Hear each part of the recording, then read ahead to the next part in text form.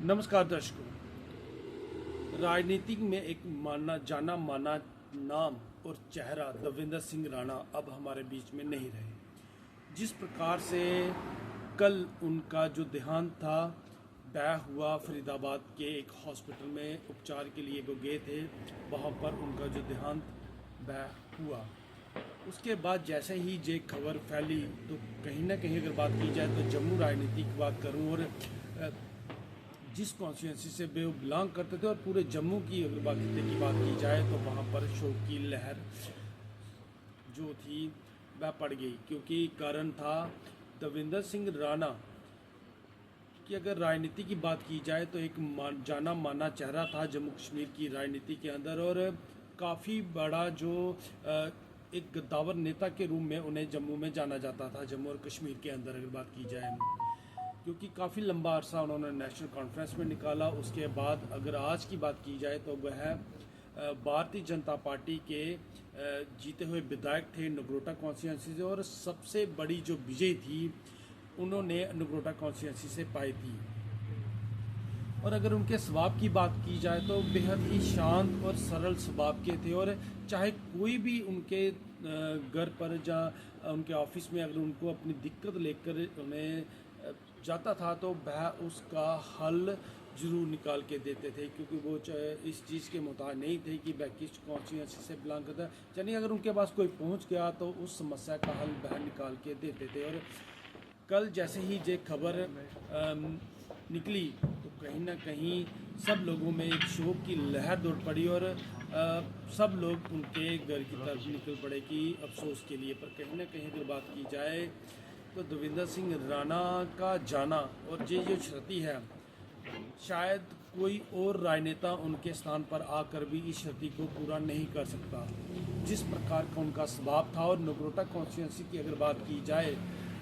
तो जब वह नेशनल कॉन्फ्रेंस में थे तब भी वह वहाँ से, तब भारतीय जनता पार्टी की बड़ी लहर थी, तब 25 एमएलए भारतीय जनता पार्टी के जम्मू कश्मीर से जीते थे। और अगर बात करूं तो तब भी वह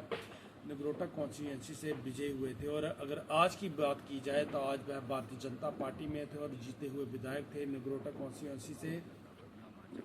तो उनका इस प्रकार का राजनीति में का था, और लोगों से मिलने का जो स्वभाव था वह बहुत ही प्रिय थे। और अगर बात की तो ऐसे बड़े कम राजनेता होते हैं जिनका व्यवहार इस प्रकार का। और अगर पर्सनल एक्सपीरियंस शेयर करूं तो काफ़ी तब फारूक अब्दुल्ला साहब जो थे सीएम थे जम्मू कश्मीर के, और स्टेट थी, तो दविंदर सिंह राणा को हमने नगरोटा में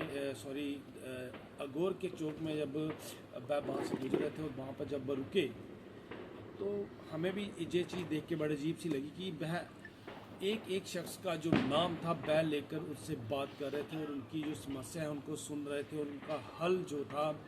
ऑन स्पॉट, चाहे किसी ऑफिसर को फ़ोन करना पड़े चाहे किसी को करना पड़े उसी वक्त। और सबसे बड़ी बात मैं इसलिए आपके साथ कर रहा हूँ कि इस प्रकार के नेता बड़े कम होते हैं कि वह अपने कॉन्स्टिट्यूंसी के हर एक शख्स को बाय नेम बाय फेस जानते हों।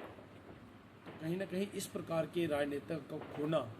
तो मुझे लग रहा है कि उस कॉन्स्टिट्यूंसी और पूरे जम्मू कश्मीर की अगर बात की जाए तो शायद इसकी जो क्षति है वह पूरी नहीं की जा सकती, क्योंकि जो कमी है ना उनकी,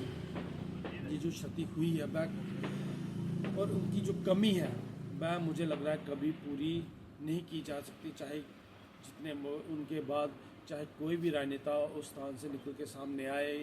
पर कहीं ना कहीं इस प्रकार के राजनेता का जाना बेहद ही दुखद रहता है, क्योंकि इस प्रकार से, क्योंकि ये सोचा नहीं होगा किसी ने भी उनके साथ इस प्रकार की जो उनकी जो मृत्यु है वह हो जाएगी। पर कहीं ना कहीं अगर जम्मू की राजनीति की बात की जाए तो काफ़ी गहरा, अगर बात की जाए उनके प्रकार का जो चेहरा है, क्योंकि अगर भारतीय जनता पार्टी की बात करूं एक पेड़ रखते थे, क्योंकि उनके जो भाई हैं डॉक्टर जितेंद्र सिंह वह सेंटर में मिनिस्टर हैं। और अगर दविंदर सिंह राणा की भी बात की जाए तो वह एक काफ़ी गद्दावर नेता थे जम्मू कश्मीर के, और जम्मू की जो आवाज़ थी वह उसको बुलंद करते थे। पर आज इस प्रकार से उनका जाना, इस क्षति को शायद कभी भी पूरा नहीं किया जा सकता, क्योंकि इस प्रकार के इंसान के लिए कोई शब्द ही नहीं है। और जिस प्रकार का उनका स्वभाव था, जिस प्रकार से उनका लोगों के बीच में उठना बैठना था और लोगों की जो समस्याएं थी, जिस प्रकार से वह उनका हल निकालते थे, और पर कहीं ना कहीं राजनीति की बात करूं तो इसकी भरपाई करना अब नामुमकिन सा है। भगवान उनकी आत्मा को शांति दे, अपने श्री चरणों में स्थान दे। पर देवेंद्र सिंह राणा का इस प्रकार से जाना, और जम्मू कश्मीर की अगर राजनीति की मैं बात की जाए तो चाहे एलजी मनोज सिन्हा हो, उमर अब्दुल्ला हो, अलग अलग जो भी बड़े बड़े राजनेता हैं, वह उनके घर पर भी पहुंच रहे हैं और उन्हें भावभीनी श्रद्धांजलि जो है भेंट भी कर रहे हैं। और आज उनका जो संस्कार है 4 बजे शास्त्री नगर शमशान घाट पर किया जाएगा। तो इस अगर बात की जाए तो इस दुख की घड़ी में भगवान उनके परिवार को इस क्षति को सहने की शक्ति प्रदान करे, और हमारी भी जेके फर्स्ट न्यूज़ की टीम की तरफ से उनको भावभीनी श्रद्धांजलि, क्योंकि इस प्रकार के जो राजनेता हैं वह बड़े कम